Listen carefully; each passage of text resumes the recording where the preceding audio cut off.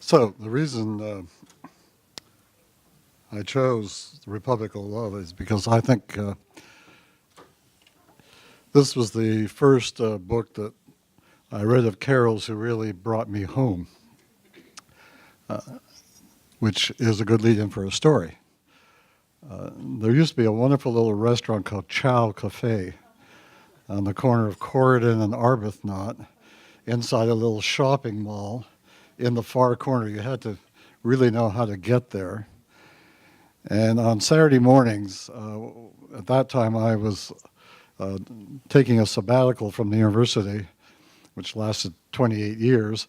But I would come back from Ottawa to do my daily hop, skip, and jump around a constituency. And at 8:30 in the morning, a group of us would kind of cloister in the corner.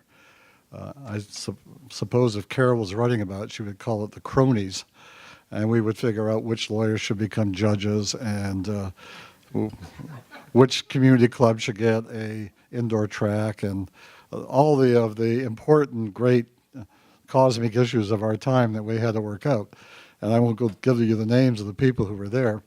But over on the other side, where the light shone through the window, Donald and Carol Shields were sitting there enjoying was probably the best cappuccino in town, along with some very fresh sort of croissant, and for us more hearty types, cinnamon buns.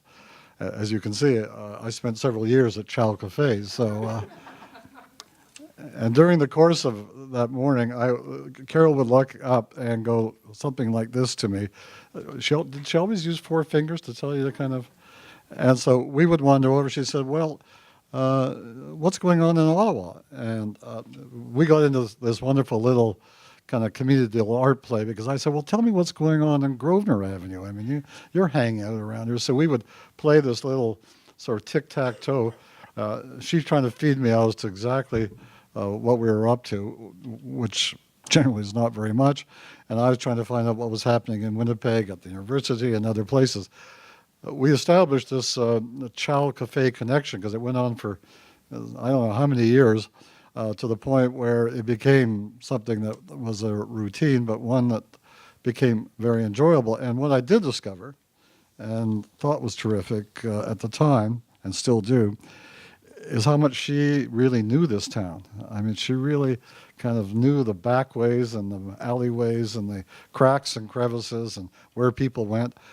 So, I mean, who would write a book that would feature the Fort Rouge Community Center as one of the prime areas of activity? Well, I mean, you really have to know Winnipeg to kind of bring the Fort Rouge Center in. So I hope you will take it the same way I do and treasure it very much. Last week when Tom went for Sunday lunch at Liz and Jean Chandler's, Liz turned to him and said, I believe in one thing, and that one thing is routine. I didn't always. I used to look at my mother with her Monday wash and her Tuesday ironing and think, oh my God, spare me. That sounds familiar, doesn't it? My parents sat down to lunch every day at 12:15. They even had the same things on certain days, like lamb on Wednesday, beef and vegetable stew on Thursdays, and so on. Imagine. I used to look at their narrow, throttle lives and say, hey, is this ever pathetic? A 20th century form of slavery, and they don't even realize it. But do you know what? My mother and dad are in their 80s, and they're in perfect health. Perfect. They live in their own house. And my father does all the gardening and repairs, and my mother still does all her own housework. They're never sick. They hardly ever complain. They're happy.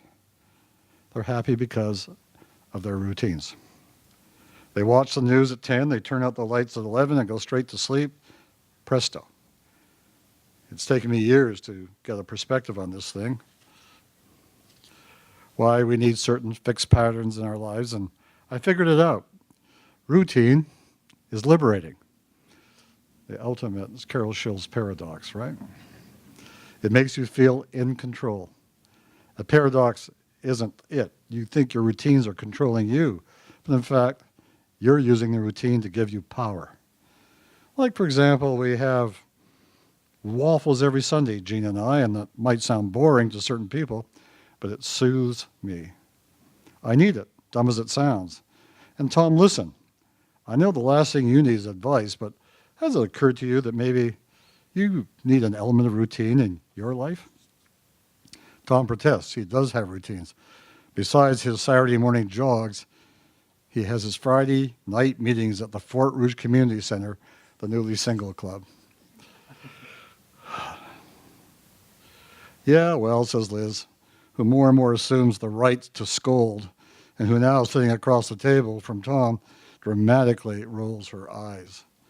But where's this getting you exactly? I mean, you're not exactly single anymore, Tom, are you? She shifts her weight. You've been going to those meetings for 2 years. Could it be you're just a bit of a newly single junkie? If you don't mind my saying so, just where's it getting you? He wonders himself. The program at the community center rotates every 6 months or so, and by now he's heard all the speakers. Some of them he's heard several times. The one he's heard the most often is a woman called Jennifer Keeley-Harvath from the psych department at the University of Winnipeg.